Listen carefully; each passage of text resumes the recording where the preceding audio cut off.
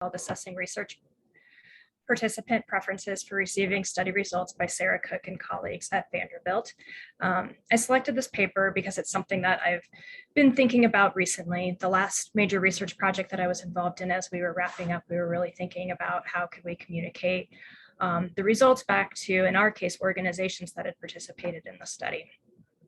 So this paper highlighted some things that I'll be considering in the future for sure.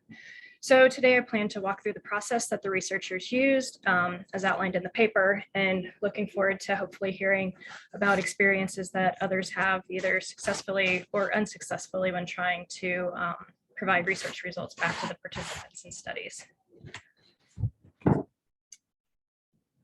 Okay, by way of background, there are some toolkits that exist. So PCORI and NIH in particular have developed toolkits to guide dissemination efforts. But in those, there's very little specific mention of dissemination to research participants themselves.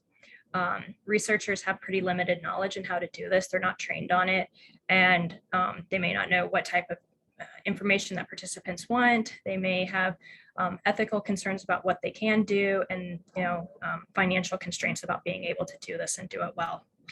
Research has shown, though, that participants who participate in studies want to receive information about those studies. So this study in particular was seeking to address the knowledge gap in returning research results to participants, including answering questions about how and when and what type of information should be returned to people. So for this study, the research team conducted focus intergroups with a diverse participants who had previously participated in at least one research study. So the focus groups varied by socioeconomic status, health literacy, education, comorbidity status, race, and ethnicity. So this wasn't a hypothesis-driven study, but they did have a focus group facilitation guide that really guided their work.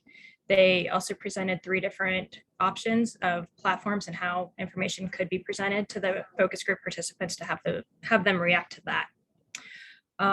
So the first was an animated video that included graphics, text, and background music. The second was the researcher talking directly to the viewer, explaining the study. And then the third was a visual results graph looking at individual level results.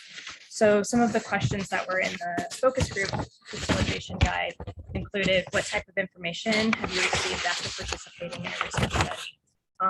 Including who provided the information, sort of reactions and what people thought about that information.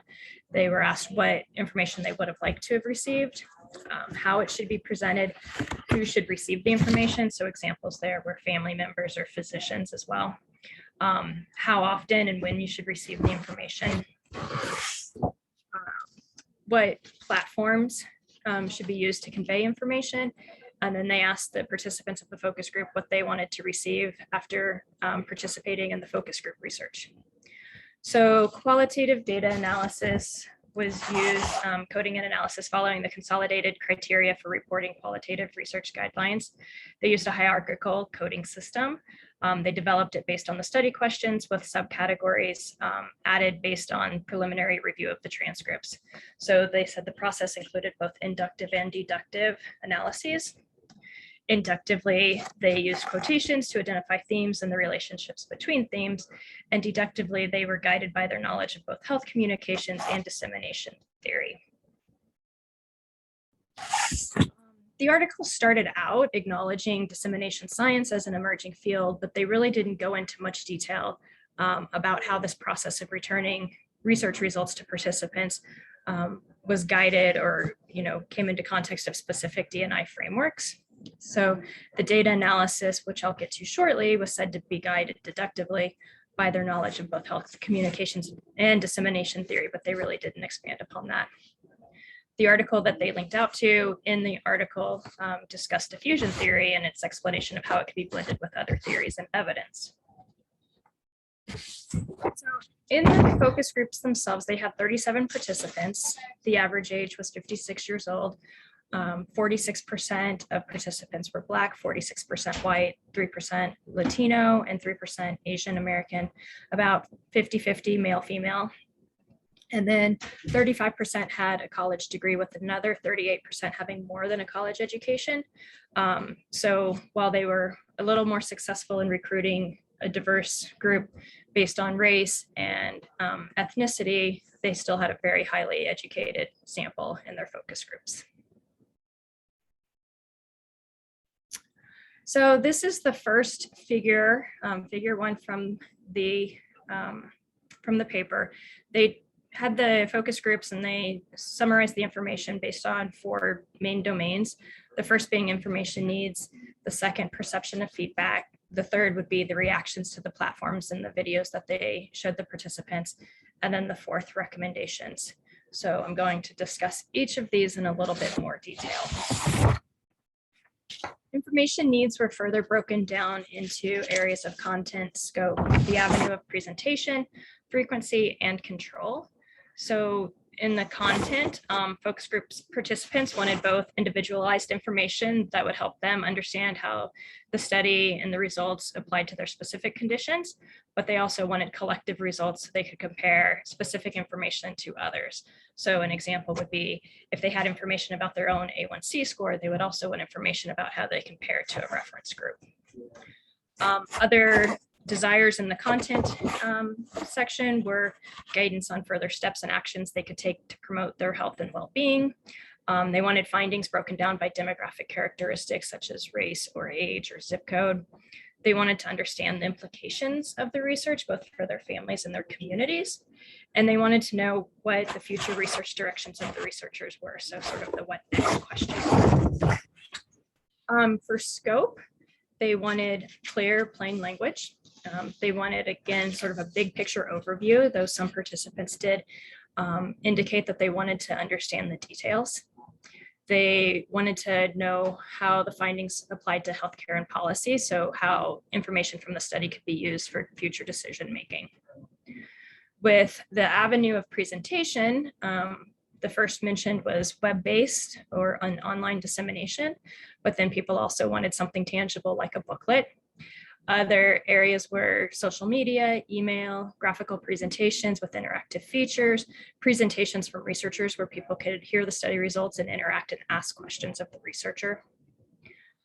People indicated that they wanted multiple contexts over time. If it was a longitudinal study, they really wanted to know, have interim findings. They didn't want to wait till the end. And then also an acknowledgement that, the study completion, when the results are best understood, was also a point where they wanted to have information relayed back to them.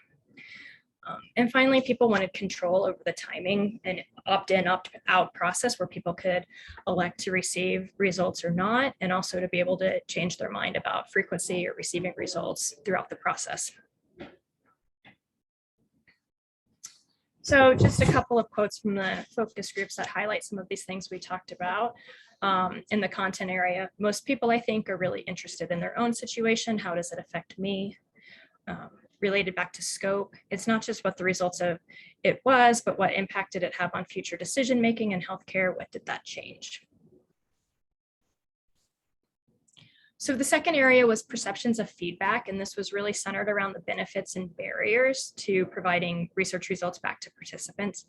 For the benefits, it was identified a way to satisfy people's interest in the outcomes of the study, so sort of addressing the idea of scientific curiosity. And then the second area was around recruitment. So improving recruitment of participants into future studies, both those who participated in a study and received results would be more likely to participate again, but also that they would be likely to recommend it to other people. For the barriers, the authors of the study indicated that a lot more time in the focus group was spent discussing barriers. So the first one mentioned was the tone of communication. In particular, they talked about the communication cannot be seen as being condescending. An example was, well, this is a little complicated, you may not understand. So just really thinking through how people talk to the participants of their research. The second barrier that was identified was confidentiality. So maintaining confidentiality of research results, the potential legal repercussions about disclosure of private information, so how that would be handled. The third barrier was the interest of researchers. So if they get to the end of the study where it's time to communicate back to participants, have they moved on to their next study? Are they still interested in, doing this level of communication back to participants? And then finally, even the participants in the focus groups were able to identify that the researchers would have time constraints and funding constraints on being able to do this and do it well. So here, a participant quote that sort of highlights this idea of recruitment. If research centers were better at giving feedback that was interesting and encouraging with participants, they might be willing to share with their neighbors. Hey, this is a great experience, you ought to participate. So I sort of briefly mentioned before the 3 platforms that were presented to the focus group participants. The first was an animated video with graphics, text, and background music. It was about 2.5 minutes long. The second was a video with the main researcher narrating the findings of the research, so talking directly to the camera. That video was close to 4 minutes. And then the third was a visual results graph with individual results. These were all available in the supplemental materials provided in the article. So they elicited pros and cons for each of these approaches from the people participating in the focus groups. For the animated video, the pros were that it was a good way to package all results into a single presentation. The design was good and allowed findings to be presented as a narrative. The cons that were identified were that it was a limited scope of information, that it was overly simplified, especially for those with higher education. On the other hand, people indicated that it moved too fast. So this wasn't verbally narrated, it was just words that people had to read and follow along as it went. And so people, recognized that it would be especially difficult with people who might have limited literacy skills to be able to follow along and read. So people sort of indicated wanting that verbal narration. So for the video with the researcher presenting the findings, the pros were that she was seen as authoritative and informative. She made it much more personal. There was a human touch to the research.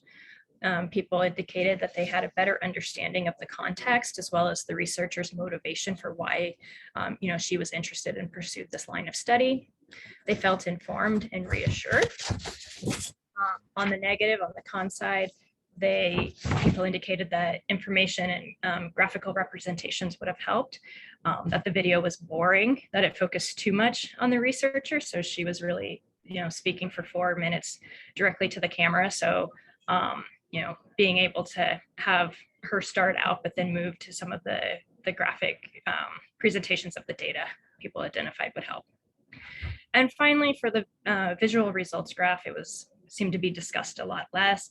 People identified pros as they could present a lot of information, but the cons were that the labels were ambiguous and that really it needed a narrative to help explain the findings. So here are a couple of participant quotes that highlight this. I'm a visual person, I have to see it. To me, the expert video was more scientific, even though the animated one showed the statistics. So sort of circling back to this figure 1 where they summarized all of these results. From the article and from what I've reported here, the focus group participants really seem to want it all. They want their individual information and they want collective information. They want online dissemination and they want a booklet. I think there's some challenges just from what they've learned from the focus groups for how researchers could do this in a way that's going to meet the needs of everybody. Some of the specific recommendations that came out were to add more material or details to the study results, to develop materials that work for different presentation styles, so an auditory learner or a visual learner. So really a hybrid presentation could combine the best of both video approaches. Moving on to limitations, I already mentioned that this was a pretty highly educated participant pool. So, trying to think with these findings where people indicated that they'd like more detail and other things, would that be the same if you were looking at people with lower educational attainment or lower health literacy levels? Would they want the same type and same level of information? There is a lack of Latino and Asian individuals in the sample. All of the participants were English speaking, so questions, arise about how you would do this and what the considerations would be if you are providing research results back to non-English speakers or those for who English might be their second language. And then finally, I don't think this was addressed early in the paper, but was mentioned in the limitations that the people who were recruited into the focus groups all came from a single survey study. And so the authors identified that you would ideally want to have information from people who participated in different types of research. So people who've been involved in longitudinal studies or clinical trials, and what their perceptions are as well. So just to sort of wrap up and talk about some key takeaways, there's a strong need for researchers to develop and implement strategies for returning research results to participants. People and researchers should consider how to best return the results, taking into account the needs and desires of their research participants. The hybrid presentation might be most effective. And this process should start early and needs to consider things such as how this will occur and what specific resources, such as personnel, time, and budget would be needed to ensure that this process happened. I mean, I think from what we've learned here today, you could do a lot with this, but it would take a lot of resources that aren't typically built into it.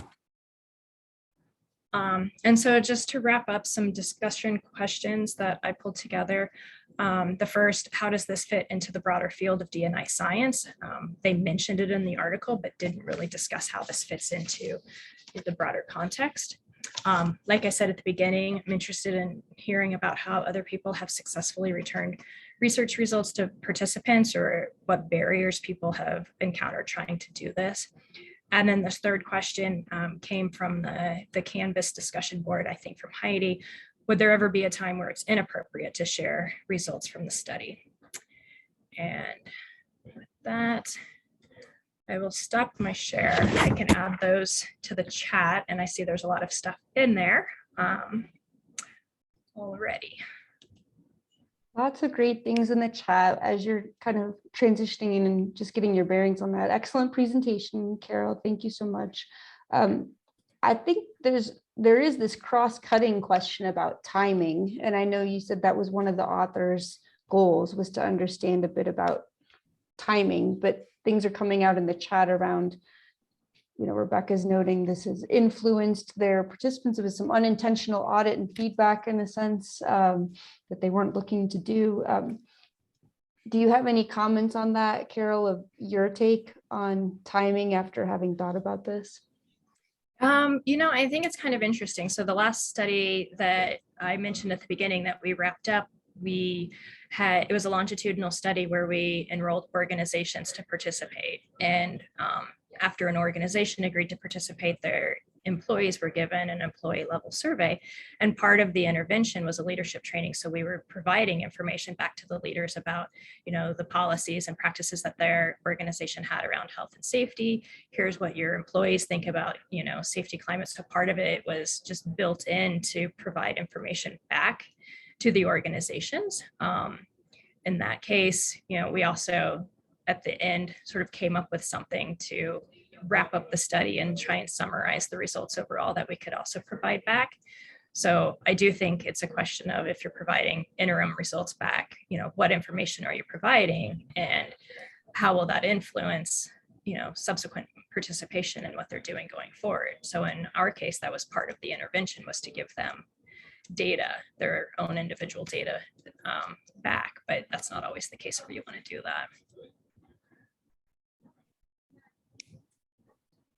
Great points, Carol. And, Nikki's playing devil's advocate on some benefits of early disclosure. Nikki, do you want to weigh in on that a little more? Yeah, well, I think you have to be a little careful with early disclosure. And I think it depends on the topic a little bit too. But like some of the work that we were doing a study, a cluster randomized trial where we were looking at, we weren't powered to detect overdose. We looked at it, but we weren't powered to detect it. And there was only 6 clinics, and they're very different types of clinics. And so we actually saw an increase in overdose with a group that was randomized to receive naloxone. And we hadn't yet been able to look into the pre-post data to see if there was, if this was just linked to the specific clinics or, what we were seeing. And we didn't, you have to, you want to be a little careful with an already stigmatized population and then, if people think that giving more naloxone, well, yeah, in this particular case, providing that data before we were able to really look into the results in other ways and figure out what was going on, could have really led to some unintended consequences. So I do think with the topics, you have to be careful with early distribution of information until you really know what's going on. I would agree.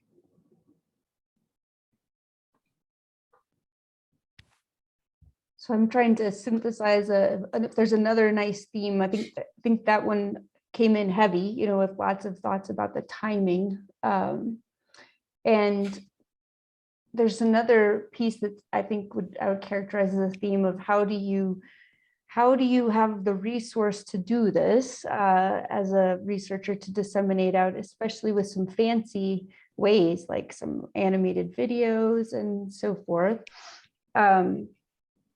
Carol, I don't know if you want to reflect on that or channel that question to the group in some way. Yeah, I'll start kind of with my thoughts and what we've been able to do. So some of our research is funded through a Total Worker Health Center of Excellence that's funded by NIOSH. So that has several research projects, but then it also has an outreach core. So we have funds in that case that are specifically earmarked to disseminating research findings to communities, to other researchers, back to participants, what have you. So we have a whole outreach team where we have people whose job it is to design communications materials and be able to put together things that are clear and are developed for different audiences, in addition to what we would traditionally do just, at conference presentations or with the peer-reviewed literature. I think with a traditional research project where you just get the funds and there's not the administrative part, there's not the outreach part, it's a little bit more difficult. I think that's kind of, the appeal of D&I science is sort of thinking through how the research is disseminated and then just, considering research participants as another group that, research is disseminated to.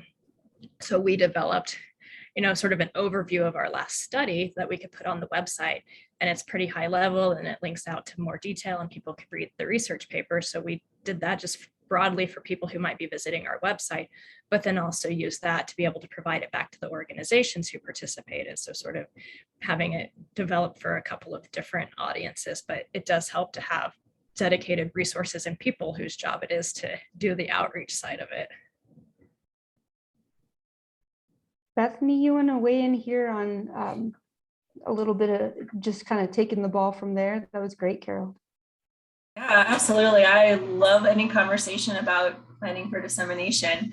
And so any of you who have taken the Designing for Dissemination and Sustainability course have been gaining skills to really think about who your audiences are, who your stakeholders are, how to communicate the value of your research products to your different stakeholder groups. You've thought about your distribution channels, your communication channels. So you have these skills within what you've been learning in the certificate program, for those of you in the certificate program already.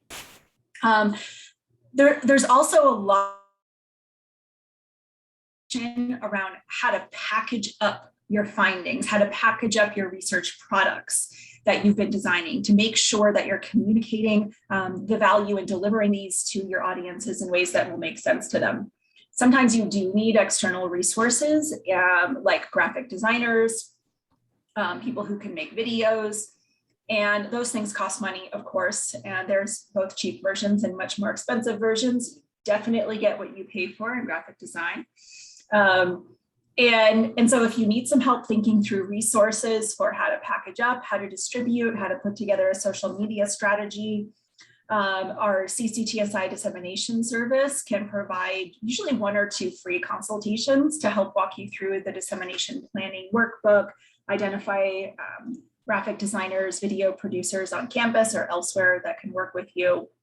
The consultations are all free. And sometimes there are resources to help with actually paying for those graphic design components. We're thinking about doing some mini grants for putting together those types of materials. But definitely reach out to the dissemination service if you want some help with that. And then there's also people within this group that can collaborate with you on actually doing that as a co-investigator on a grant if you write it in from the outset. Yeah, I'll just plug that the CCTSI dissemination group is great at helping think through your dissemination plan at the outset and budget appropriately to do some of this. So thanks for that overview, Bethany. And if I can just pile on, in addition to third that, I still think even today that writing that last thing about the dissemination plan is an opportunity where to excel or beat the competition or whatever. I mean, I think most people in D&I are past the thing about we'll just publish in a high quality journal, but still they're relatively not that thoughtful, not that in detail, not thinking through the different stakeholders and where they are and how they can use it and that sort of thing. So I think all of these things, I mean, Bethany just gave us a great litany of resources here, but I think putting in, again, you have to give up some space in your proposal somewhere else. But I think that's worth it and kind of finishes on a really nice note that kind of sounds like, and maybe particularly for like a PCORI grant, you know, that you're serious about this, you know, rather than just paying lip service to it.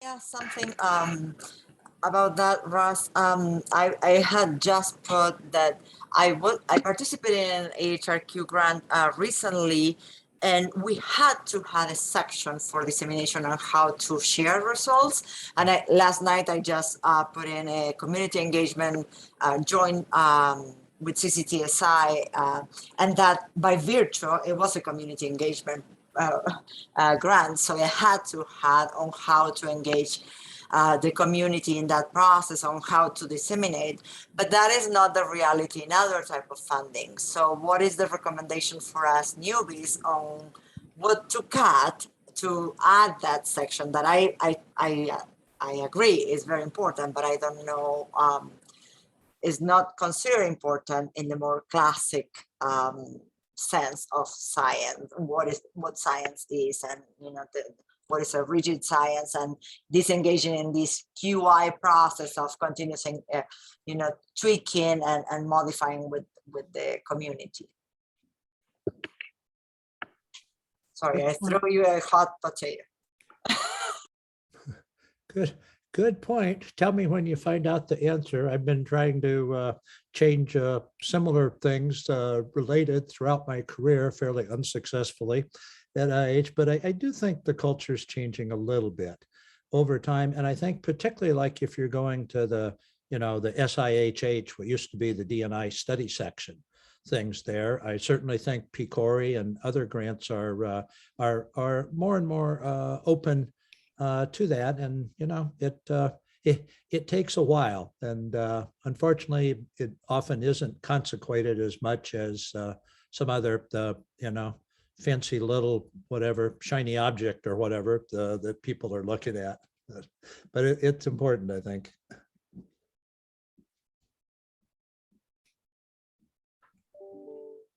I was just about to put an example of a successful option. I don't know if Carol, if you want to direct our conversation towards that direction or a different direction. Do you have a preference? I'll throw in the chat what I was going to put. Sure. I mean, I think for me, the biggest takeaway, at least from what they did and learned from these focus groups, is that participants kind of want it all.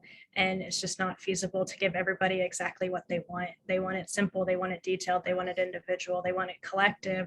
And so I'm kind of interested in seeing what else is out there and learning more about what people have designed and learned about providing results back to participants. I think it's something that's important to do, but I guess coming away from this article, I'm still not sure what would be the most useful. And I have the sense that it probably just varies. And, you know, as discussed, this was a fairly highly educated group of people who might want very different things than people with lower health literacy. And then, you know, my work is in public health and really social sciences. So I'm also sort of curious how this translates to the more clinical medical research and with, with patients, and what the considerations are there as far as how information is provided back to research participants, or if it's not done, or what that process looks like. I'd like to comment on that because I wrote, I think, on the webpage and a comment here. So this is a part of a larger issue, how to communicate some of this, because now, for those who don't know, we have open notes. So patients can go in and read what you've written about them. They can read all of their results.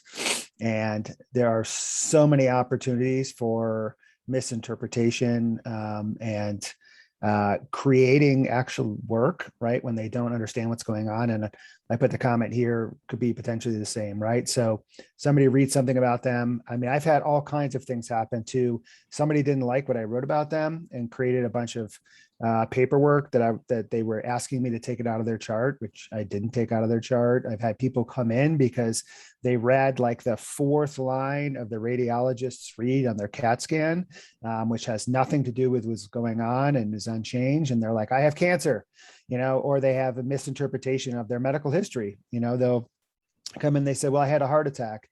And clearly the discharge says they didn't have a heart attack. So it's really like, I think it's a huge question as to what's the best way to interpret this information for patients so that it's useful. How do we reassure them?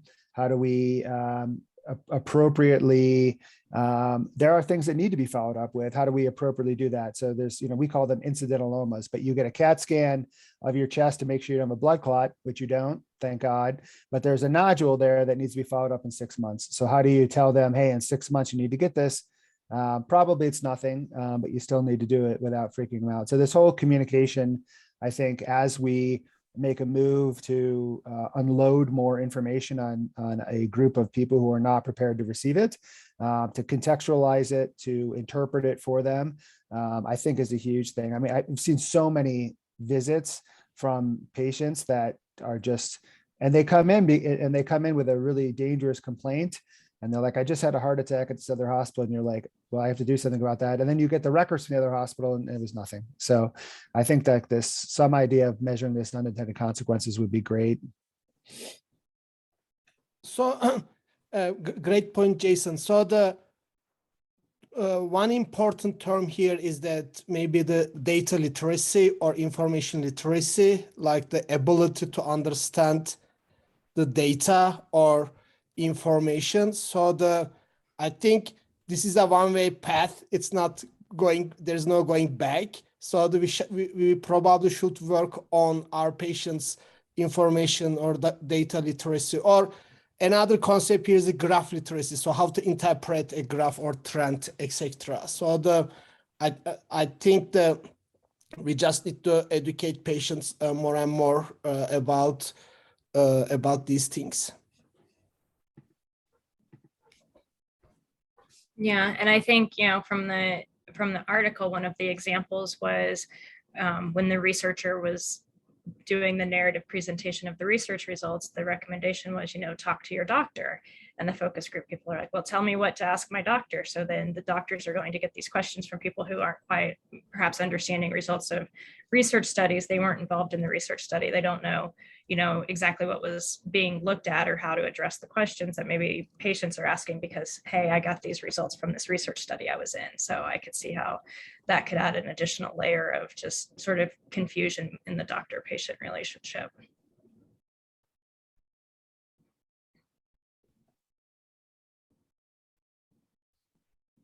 I see the comment about preferences being something you have to gather from each audience.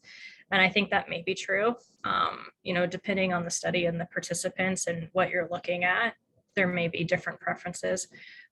It would be nice to have some sort of, in general, these things work. I'm trying to think it through as how things can be used in multiple ways. So if something's developed that's providing high level information, then it can link out to more details. So maybe you're reaching the people who really just want the summary overview in pretty simple language using, some charts, whereas other people might want, hey, I want to read the research papers, or I want to see the data or more detail, and just sort of thinking through how it can be built out to address multiple audiences.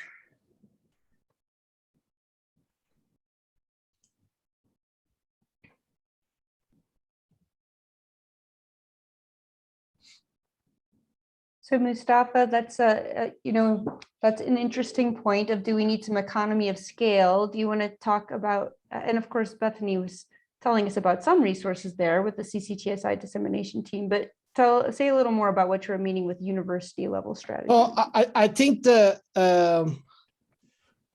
a great idea to go back to direct participants, like for each project, and each participant, they have different characteristics, maybe different strategies will go, but dissemination may be very expensive.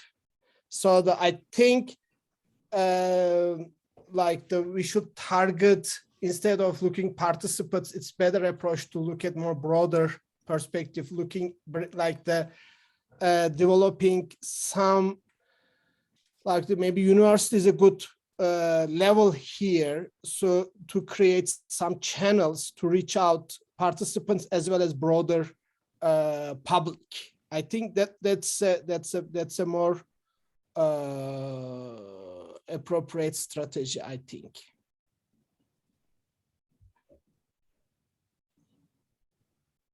And Rebecca, I don't know if you want to weigh in. It just kind of raised that idea to me of balancing what's sustainable with what's ideal. Do you want to make a comment about?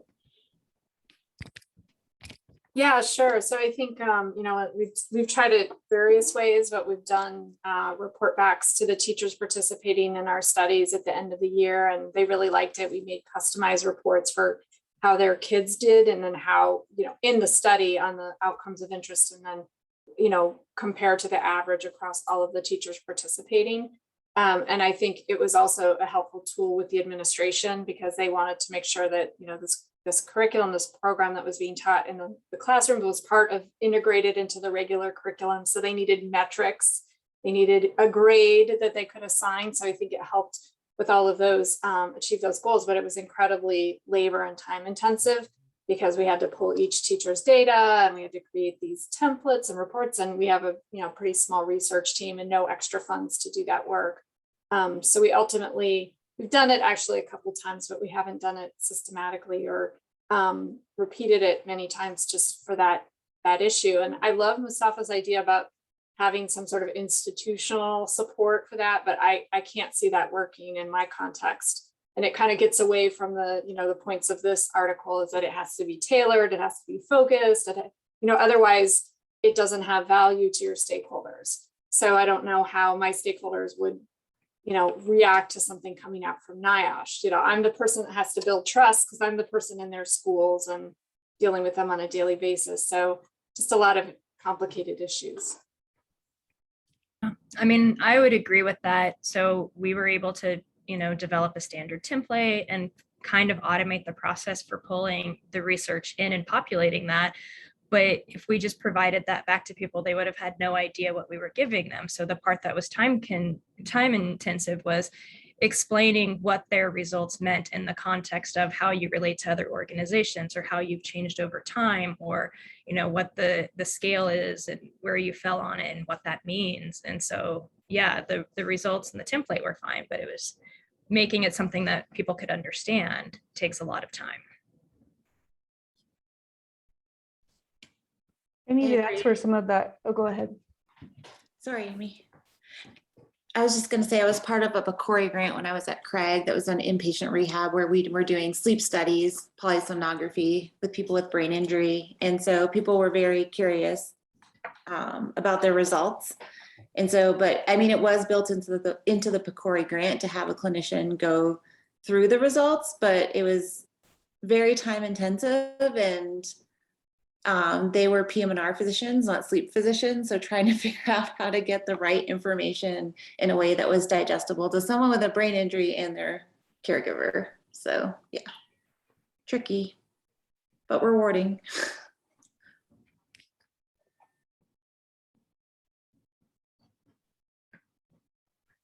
I was starting to just try to, I think we've heard that it would be helpful if there was some shared resource for helping us take it from just the data stage to the telling the story stage, and maybe more of people with a communications background. When you think of it, you know, you need more of like someone who writes for a newspaper or for an online blog or something like that to help you tell stories sometimes. And if there's a shared resource of that kind of person, then it can raise many boats, right? Like, and there's also been these different cool ideas put forth in the chat of ways you could have like events. You know, Mustafa, you mentioned this, and I think Hillary put it in of like an event that a whole group could sponsor where multiple research studies are able to display findings. It could go to individual participants or others.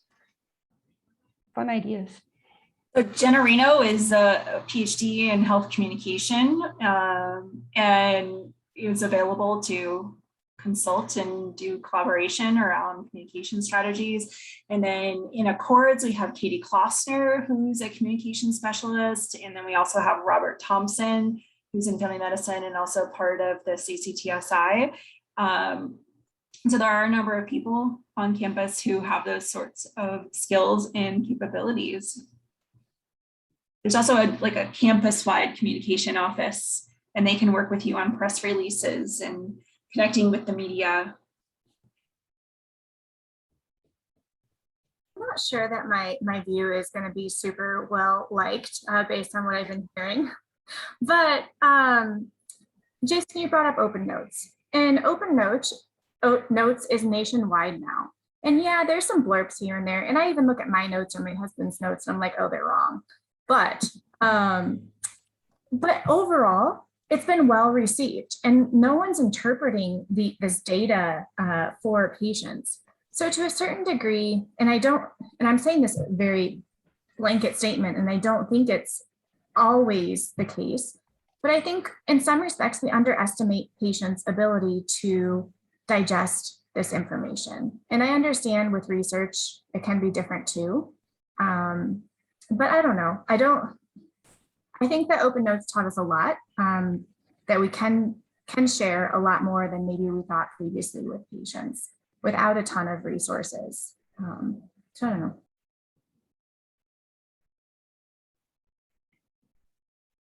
My husband gave me access, Jason, to his notes. He sent me a direct message.